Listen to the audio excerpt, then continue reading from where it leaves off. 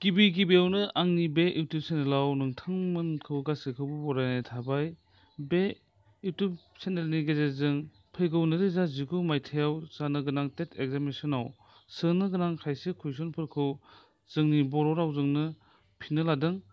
ओंखायनो नोंथांमोना गिबिनिफ्राय जोबजासिम भिडिअखौ जेन दोनथ'आबासिनो नायलाङो बेनि थाखाय खावलायनाय थाहरग्रोबाय।